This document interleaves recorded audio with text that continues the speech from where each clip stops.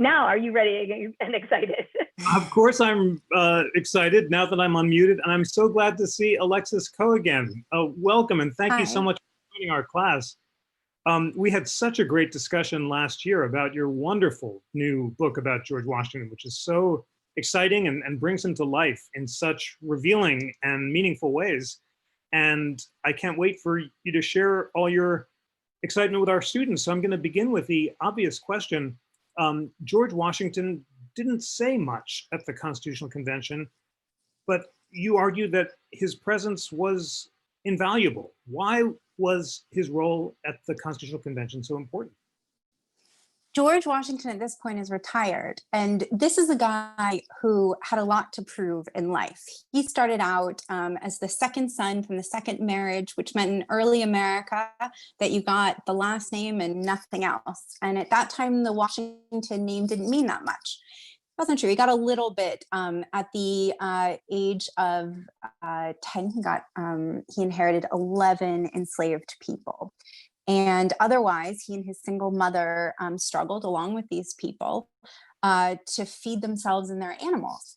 And so Washington comes up as a teenager and as a young man, really wanting to prove something to the world and wanting to make a lot of money and be successful. And one of the ways that he did that was, of course, by marrying Martha Washington. And the second most important thing, some would argue that was the most important thing, but I'm gonna say the revolution that got us America was also very important and formative. But after that, he's got nothing to prove. And he wants to go back to Mount Vernon, his plantation, which is a word that was used in the South and is still used. And what it means is a big house where white people lived, and then usually farms. In Washington's case, quite a lot. There were 5 different farms. He had a distillery. And well, he will have an official distillery soon, but he's starting to experiment with that. And it's fallen into disarray because the revolution wasn't over like that. It took, quite a long time, almost 8 years. And he was not someone who enjoyed being away from home or being in the public eye. But at the same time, he's not out of it when he goes home to Mount Vernon for his first retirement. He is, or rather his second, he's still writing to everyone, all the founding fathers, they're writing to him and stressing out about the state of the country because we're young. And most revolutions, the French Revolution, for example, they very quickly fall into violence and things go wrong. And Washington sees that happening. He's like, why haven't we paid our debts back? If we don't have credit with other nations, they're not going to take us seriously. And the British could come back and take the country. Nothing was guaranteed. Some other country could have swooped in. And so he's really alarmed, but he doesn't want to go. Martha Washington is like, no, thank you. He writes to a lot of people like, I'm coming alone. Literally, my family will not join me. He shows up and then immediately unanimously elected. And that's going to be his story for the next few segments of his life. Wow. So it sounds, that's an amazing sense of the connection between his biography, his role in the Revolutionary War, and the fact that simply showing up and being unanimously elected was the most important thing he could have done because he was the only person in America who had that kind of credibility, that he'd be accepted by both sides. Tell us about his role in shaping the presidency. The delegates are really scared about creating another king. When Alexander Hamilton proposes an elected president for life, no one goes for that. James Wilson wants a popularly elected president. That's too much for people as well. But somehow everyone has comfort in the knowledge that Washington himself is going to be elected the first president. Absolutely. I mean, here's the thing, and this is why his presence, he could just show up. He didn't need to say anything. He often didn't say anything. Why he was so important is we, as I said, are living in this age where revolutions are turning bloody everywhere, except for after the war in America. But we will soon have a rebellion. And Washington is because he gave up power at the end of the revolution. He gave his sword in this symbolic gesture. He wasn't Napoleon. Napoleon would later say, I couldn't be George Washington. There was only one George Washington. King George allegedly said that no one had ever given up power. He'd never heard of such a thing. And if George Washington really did that, he was the greatest man who had ever lived. It was such an unbelievable thing. So to have Washington there and just know that he was going to control his desire for power, that all of that was going to be under control, that was really important to people. But they didn't all just show up because they're like, this is a really good idea. We fought really hard for this country. Let's not like abandon it now when it's finally getting up and going. This is a baby country. Washington used to call it an infant, and you don't leave a baby alone. The thing is America wasn't paying its debts. And so it was then trying to tax Americans. And when I say tax Americans, I mean white men. And they were doing it in this way where they were levying taxes that right now would cause a rebellion, and are often referred to as, when Americans are running for office and they try to scare people about taxes, they say like Sweden, all these other countries, that's the tax rate that America was trying to trust its citizens. And they were charging people not just money, because currency wasn't really like, that's a part of the presidency and so forth, and we'll get to that, but they're saying, we don't trust you. We don't trust your bushels of hay. We don't trust your whatever paper money. Like, you need to give us coin. We're only accepting gold. And of course, nobody had any. So this guy who had fought in the war, his first name is Daniel, last name Shay, he gets really upset when the legislature is not even talking about it. And he foments a rebellion, and a few people died, but the message is clear to someone like Washington, who had spent the entire revolution not only controlling a country that wasn't a country and didn't have like a government, or it had this sort of, everyone's just trying to get everything together on the fly. This is chaos to him, and it's threatening his legacy, because remember, I said at the beginning, proving himself was the most important thing, and this was huge. It was huge to the entire world. He had done it, and this rebellion and the way that these guys were running the country were at odds. So he's sitting there, he's literally on like an elevated platform, and he's listening to debates, and he's looking at them, he's not giving a lot away. They're debating, they're giving these great speeches, which has been mentioned, and they are, some things in early America, they don't really translate, you're not going to understand everything, but these speeches are good and they're impassioned, and I think a lot does translate. But Washington is sitting on this platform in this, fancy chair, and he's looking down at everyone. They're looking at him too, and they're thinking, yeah, we need a president, and we need one who's just like Washington. Maybe Washington will be president. And they start to write around him. The presidency itself is based on him, what they know about him. And what they don't know, they're like, he's definitely going to be president. So we don't need to figure it out right now. We can just sort of like trust him and leave it to him, which is crazy, but also tells you again what his presence was and would never fly today. It's something that dictators love. And you hear a lot of, trust me or something. That's not acceptable in America. We want an explanation. We want to know what's going to happen. But this is the power that George Washington had. Wow, that was such an interesting answer. You said so many interesting things, and some things that jumped out at me. First, you talked about how people knew that Washington would control his own passions, that he wouldn't try to become a dictator, because that kind of self-control was so important to him. And that idea of controlling passions with reason and always being in control and being limited and not threatening liberty, he got from the ancient Romans and Greeks. As you note, he read authors like Cato. His favorite play was about the Roman who stood up to dictators. So that his personal character, you said, and his self-control was crucial in convincing people he wouldn't be a tyrant. And then you told that amazing story of Shay's rebellion. And just to remind our great students, that was in 1786, right before the Constitutional Convention happened. As Alexis said, all of these armed debtors led by Daniel Shay, the former Revolutionary War soldier, are storming the Massachusetts courthouses because they don't want to pay their debts because they can't. And Washington is so alarmed by what he views as mob rule that he and the other framers come to Philadelphia to create a constitution where people are ruled by reason rather than passion, where you don't have mobs erupting, and where both the leaders and the people exercise that kind of self-control.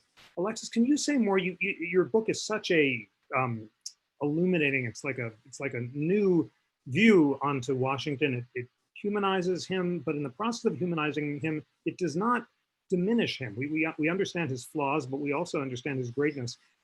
Kind of give a sense of what was it about his character that made people think that he was not the most brilliant of the founders, not the most philosophical, but the greatest of all. What was it about his character?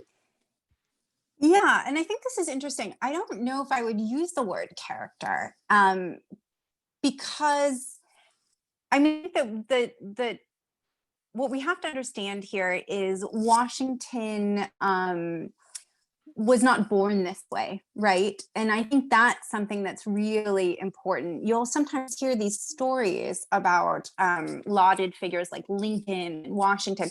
For example, the cherry tree story, I cannot tell a lie. He most certainly could tell a lie. He lied throughout the entire revolution. That's partly why we won. He lied constantly, you can see it. And it's such a, but we tell ourselves these stories, right? Because we were a young country, we needed good stories to raise good little citizens. And so the most famous guy in the world, of course, in America is George Washington. So you learn this silly, silly story. Written by a guy named Parson Weems. Love his name. I do not love his reach because we still hear this story. But Washington, because as I said, he was trying really hard to fit in, to be in society. And he was, we say he's ambitious, right? And ambition is a good thing, but he wasn't very nice or self-controlled about the beginning. He often lost his temper. He once basically caused an international incident. And instead of telling his boss about that up top, he spends like 4 pages complaining about his pay and his outfit and the people around him. And so I think what's so interesting about Washington is this is what we see now, what these men are, know they can trust is it's through decades of proving himself. It's through also learning to control himself. Like, oh, if I lose my temper like that, I not only look bad, but I give so much away. And so he tried to really hold his cards close to his chest. And because everyone was giving these impassioned speeches and they look at Washington and he's like, it's unnerving, but he's done good things, in a lot of different situations he's kind of come through. Now, we also have to say that the reason Washington didn't talk a ton is he did feel like, okay, because I came from this second marriage, we didn't have as much money. I don't have the education. I didn't go to Harvard like John Adams. I didn't go to William and Mary, like Jefferson. And he didn't come from a lot of wealth. It's all coming from his wife and from a lot of lucky situations. And so the thing about him is he's working really hard to create this idea that he's trustworthy. He's done the work. He showed, he's not told. He's like, it's really about showing, not telling. And he has really bad teeth and they make him really uncomfortable. He has a terrible denture. I mean, going to the dentist now is awful. I am overdue for a cleaning. And it was really bad then because there was absolutely nothing to sedate you. You were lucky if they gave you whiskey. And nobody, people brush if you Google toothbrush George Washington, please do. It's not a pretty scene. The whole thing is not great. And at the time, dentistry was really terrible. The worst thing someone could do to you was call a doctor at the time. So they put together this crazy metal contraption. It looks nothing like your grandparents' dentures. And it has in it cows' teeth and walruses, things that are now illegal to procure. And in addition, it has something that is definitely illegal in every country, should be. I think it is every country, at least by the UN, which is the teeth of enslaved people. And not only, this was not something that was special to Washington. This wasn't a personal perverse choice. It was what people with money at the time did. But what's significant here is I saw these advertisements from his dentist where he said, I'll pay you for your teeth. And he's charging a certain rate, and Washington goes to the source. He owns hundreds of people, and he pays his enslaved community for their teeth. I don't know how those teeth left their mouth. I don't know if this was natural. I don't know if they were pulled. I don't know if they had, how much choice they had in the matter. I do know they were paid under market value. And it left him with a really weird smile and a very uncomfortable one. And quite a lot to think about when you think about, and not to sort of, I'm sort of answering your question and sort of not, Jeff, because of course this brings us back to what we should probably talk today about, which is of course a lot of the men at the Constitutional Convention owned people. And slavery was at the forefront of their minds, along with a lot of other things. But to say that it wasn't is absurd. It was their business. It was literally how they kept themselves in food and clothing, and got to the Constitutional Convention. Absolutely, and thank you for raising it. And let's talk about that now. So we know we discussed in this class that the compromise over slavery, the infamous 3/5 compromise, where the Constitution agreed to count enslaved people as 3/5 of a person for purposes of apportionment, because the states that don't have slaves are afraid that if those that do get to count their enslaved people but not give them votes, then they'll dominate the new legislature, but still will deny rights to African Americans. So that's one of the compromises, as well as the ban on Congress prohibiting the importation of slaves before 1808, which allowed for the importation of lots of human beings until that time. My question is, as you just said, many of the delegates were slave owners. They had different attitudes towards slavery, and they treated their enslaved people differently. How would you evaluate Washington in his treatment of his own enslaved people and in his views on slavery generally? Yeah, I think it's also important to take a step back for a second and remember that Washington, while one of the richest people in America, if not the richest, at his death, a lot of this wealth was made from enslaved labor. And I think it's really important to remember that when we talk about these things, we talk about Washington's teeth, we talk about what that was like to have those teeth in his mouth at the Constitutional Convention. We're not saying cancel George Washington. We're not saying we shouldn't study him. We're saying we need to study these things at the same time. We can't separate them. And if we do that, we can better understand our country. And I think that's just really important, because when we talk about these things, of course, you're like, it's really emotional. It's emotional to talk about the founding of a country that's with such that has done such incredible things, and also not incredible things. And in order to understand that, we really have to understand the people who founded it and who made it. Washington at the time was, he had been a slave owner almost his entire life.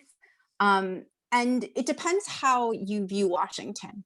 Some people would say that Washington had started to change his views on slavery, that this had been a process that had been happening over a few decades, and that he no longer bought enslaved people.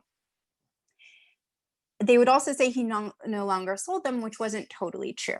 And the second part isn't totally true either, because when you own hundreds of people, and at the time of his death, that number was upwards of 300, men and women, they have children. And so you don't actually have to keep buying people if you buy people and then they produce them.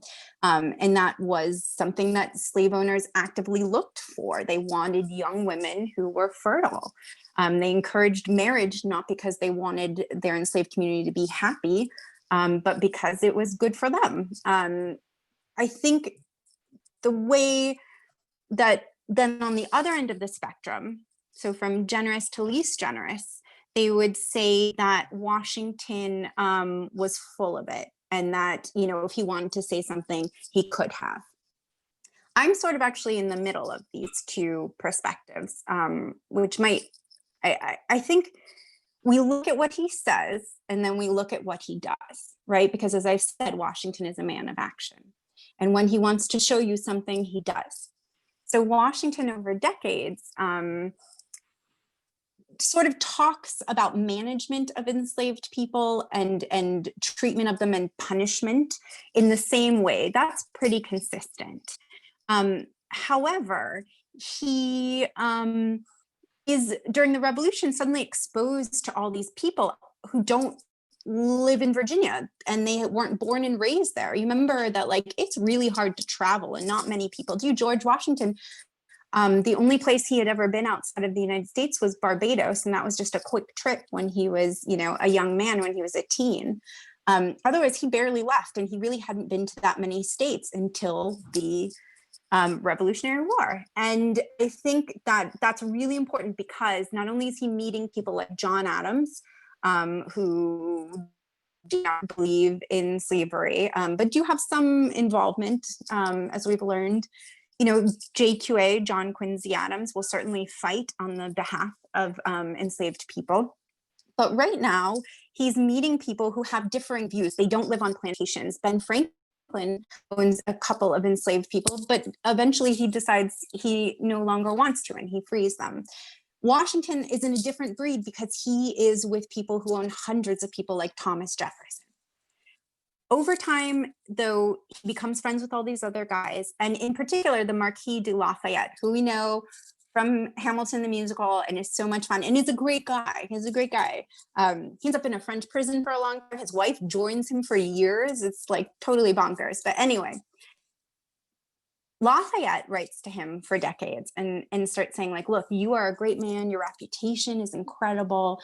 If you did this thing, if you emancipated your enslaved community, then it could be legendary. Everyone else could follow what you do. You could change the course of American history. Like, America could be a completely different nation. And Washington writes back and he basically says, like, I love you. I love you so much. You're my brother. Thank you for naming your children after me and the state of Virginia. You know, he's sort of like, he pays for one of his sons to go to Harvard when he visits. Like, he is, you know, they have this lovely relationship. And he's like, you're the sweetest man, and everything that you're saying makes me think so well of you. Let's talk about it next time we see each other, which, like, people didn't see each other very much when Lafayette's living in France and Washington is either in Virginia or Philadelphia or New York, where the first capitals were of the United States before Washington was built, DC.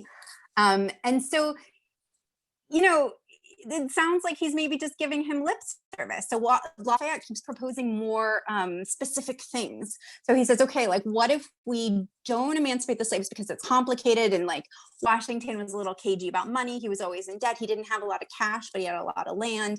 He didn't want to sell that land. Then he would have had a lot of cash, but he didn't want to. You have to pay, like, the state of Virginia. You have to do, you know, there are expenses related to enslaved people. You have to pay a pension. And so he basically, you know, Lafayette says, okay, so let's get a farm and we'll basically, like, have them be tenant farmers, which is very interesting when you start to think about what happens after the Civil War. Washington says, that's a great idea. Let's talk about it next time we see each other. Guess what happens next time they see each other? According to Lafayette's letters, they have a couple drinks, they mess around on the farm, they see a bunch of stuff, and then they say goodbye. So it doesn't happen. It doesn't happen. And even when Washington later in his will emancipates his enslaved community, it's not when he dies. It's not outright. One man who he viewed as the exception, people would call the token, he emancipates him immediately, outright. William Lee, who's often called Billy Lee. His name is William Lee. That's what he wanted to be called. And the rest of the people, so hundreds of people, he says can be freed upon Martha's death or at her discretion. Why does he say this? He says this because he wants Martha to be able to make money and to live comfortably off the work of the enslaved people while she's alive. And if half the people are gone because some came from her first marriage, then, you know, she can't do that. It changes her. And then the other thing that, sorry if I glitched for a second. The other thing that's interesting about the will is that, you know, Martha, upon her discretion, Martha in her letters has made it very clear how she feels about Black people. And she would not emancipate people if she could. She didn't when she could. And yet we see her a year later, a year after Washington's death, freeing the people he owned. Why was that? Because Washington circulated his will and they got wind of it. Some of them could read, even though they weren't, obviously Washington, like many other people who owned people, didn't want them to read. That would enable them to understand how to leave, how to escape. And it was essential that this be, though, at the same time circulated, because Washington wanted people to know, like Lafayette, like others, he did it, just, you know, sort of in half measures, and would eventually happen. But Martha fears for her life because everyone knows this, and she like has heard things, she writes about it, she writes to his nephew that it's really important that something happens because she's heard they're going to burn down her house. And so basically we're pretty clear on where Washington is, which is that he personally has these opinions and is not going to do anything about it until he's not around to see the repercussions and see like what happens, because also families are divided. Those children that came from those marriages, he wasn't saying, oh, my enslaved community can only you know, marry other people from that enslaved community. He's anyone can marry anyone because that means more children. As far as what he actually says on the record, of course, not a lot. He tries to be very off the record. He's vague in his letters. He's going around to different salons. He's talking to people, but he's with everyone else, which is basically like, if we decide right now what to do, the country probably won't exist. And disunion will occur, which of course did happen, and that's how we have the Civil War. They wanted to just put it off. And the way to do that was to say, like, let's talk about it again in a couple of decades. Until then, let's come up with this compromise where we will count enslaved people as not full people. Wow, that was a riveting account of your view that Washington deserves to be placed somewhere in the middle of those who would completely excuse his actions with his own enslaved community, and those who would, you know, condemn him completely. And then that final thought that in the end, for him, the Union was most important, and he thought because we can have it without maintaining slavery, that was what he was going to do. Really, really helpful for our friends. Lots of questions, just a few moments left, so we have time for just a few of them, but one I have to share with you, if you're not looking at the chat. Ms. Coe's storytelling ability is awesome. She's my favorite. She's so passionate and animated as well. So thank you. That made my Friday. Yeah, you're making ours. How did Washington define the role of president by his actions? Because the Constitution doesn't really give that many specific responsibilities to the president, but Washington just took certain actions, including the decision to receive ambassadors, you know, which may not have been explicitly spelled out in the Constitution, that helped define the presidency. What were some of those actions? Yeah, so it's great because, you know, when you're reading something and you take notes in the margin, Washington did that with the Constitution. He read it carefully. While we talked about his education and how he felt like it was deficient, and other people definitely talked about it, John Adams, not that generously.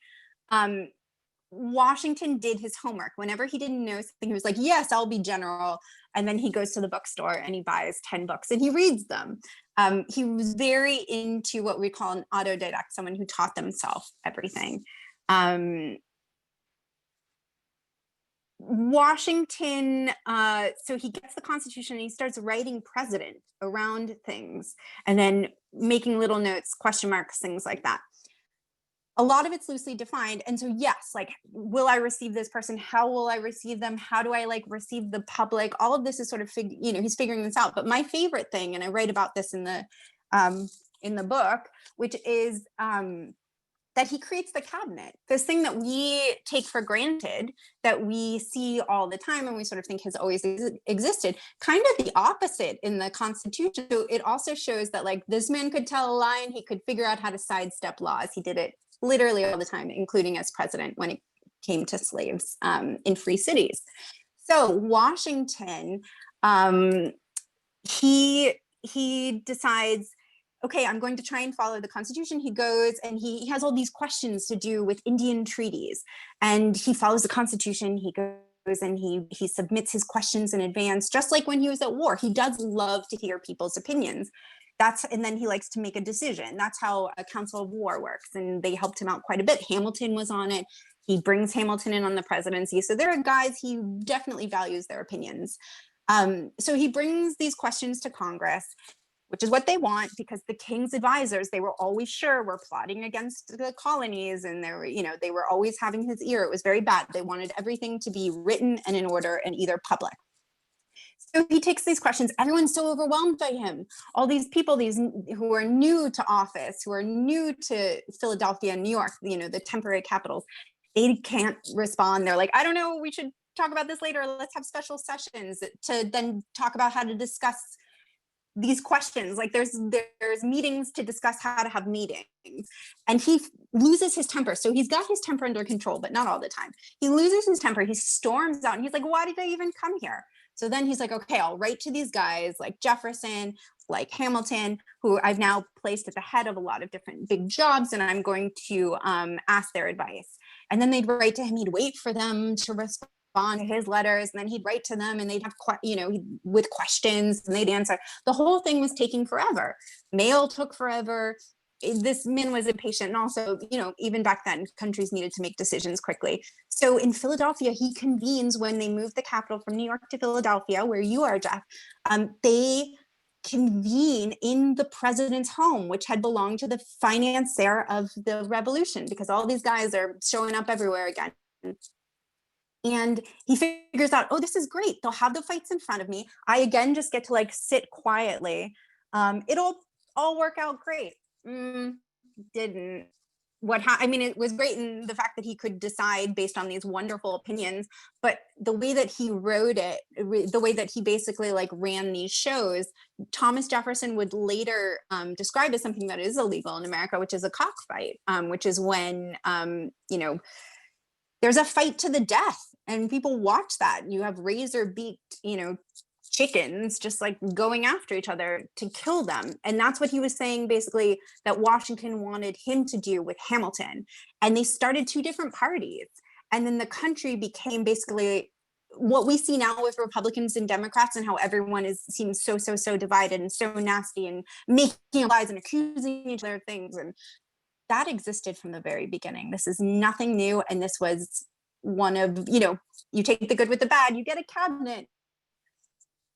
You got political parties and partisanship, although that probably would have happened anyway.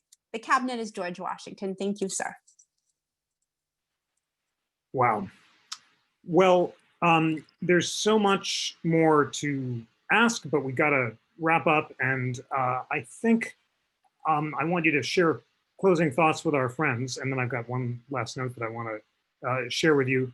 But this is a time when the legacy of the Founding Fathers is being extremely contested. And in fact, on June 19th in Portland, a crowd of protesters gathered around a statue of George Washington and lit its head on fire before pulling it down. So the question of whether we should still honor the Founding Fathers in general and Washington in particular is very much in the news. And I want you to share your thoughts as a historian who's looked at the good and the bad of Washington with our friends. And I want to ask you, do you think, on balance, we should admire and honor Washington? Do you admire Washington, and what do you admire about him? Well, that's really interesting. I've talked about this, obviously all historians who are engaged in public history have talked about this. And while it is divisive and has brought up a lot of emotions, I think it's really good that we're talking about it. And I think that's an important conversation that should be ongoing. I wrote a piece about it in the Washington Post. So you can look that up fairly recent. I've been there a bit, but if you just look up monuments and Alexis Coe, you can see. First of all, and I talk about it there, there's a real difference between Confederate generals and someone like George Washington, the founding fathers. And here's the deal. People admire, let's reserve judgment, admire the Confederate generals. And I'm saying reserve judgment just for the sake of this comparison. But the point is, that's a personal choice, because if you took them away, if you took a random general, so not Robert E. Lee, for example, but if you took one of these random generals who are in a town because they fought in the Civil War on the side of the Confederacy, you have to ask yourself, would they exist anywhere else? Would they exist in your textbook, any textbook? Would there be enough for a book on them? Would there be enough for an article? And the answer is no, there wouldn't be. But you can remove every single statue of George Washington. You can remove his name from the sides of buildings, and his importance and significance in our country will not change. And so we cannot, he is beyond cancelable. It can't happen. He's immune. He's got 1,000 lives times infinity.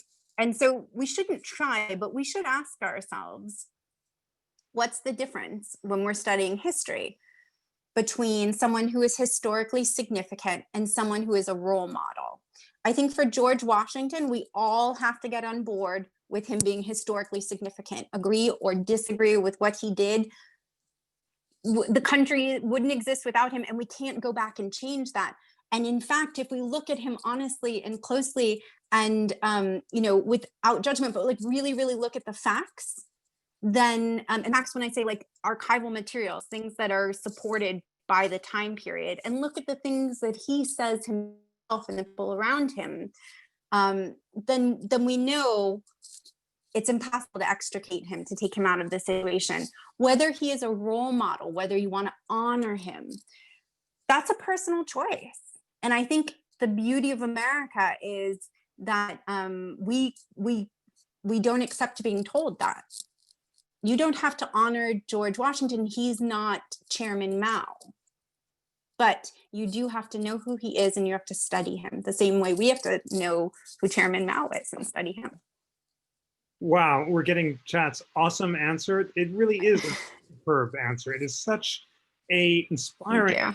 Friends, everyone who's watching, what Alexis Coe just told you is you have an opportunity to make up your own mind about whether or not to honor Washington. But in that sense, you also have a responsibility. And as she said, you need to study the facts, and you need to read histories like her incredible book and other books as well, so that you can inform yourself with the knowledge that will lead to true understanding and will help you make an informed opinion. And you need to do that because, as Alexis Coe also said, he is a historically significant figure, and therefore to be an educated, informed person, you must learn about him. And that is exactly what we're doing with an incredibly lively, engaging, and memorable conversation like the one that we just had with Alexis. This is the note that I want to end on. Alexis, you and I both have an incredible honor that we share, in that we were both married by Justice Ruth Bader Ginsburg. And last night, the National Constitution Center had the incredible honor of awarding her the 2020 Liberty Medal. And we broadcast this unbelievable tribute to her, where we assembled her favorite opera singers to offer tributes in words and music. And it's so moving and so inspiring. And I'm going to share the link to the ceremony on the Liberty Medal page in the chat box, so all of our friends can watch the video, learn about Justice Ginsburg, hear some beautiful music, and be inspired by an American hero. At least that's what I said in the ceremony, because that's my judgment and that of many, many other people, who's done more for the cause of gender equality than any other American of our time. So it was a great opportunity to honor Justice Ginsburg, and wanted to share that with you. And That's wonderful. And wanted to thank you for another amazing conversation. We always learn so much whenever we are lucky enough to have you on the show. Curry, final thoughts as we sign off? I can't imagine a better way to end Constitution Week. And we're just so grateful to have you on. And Alexis, you might be winning as our favorite. So thank you very much for our Friday series. Thank you so much. Thank you, everybody. And we will see you next week in class. So thank you. Have a good Thank you. Thank you. Bye. Constitution Day. Bye.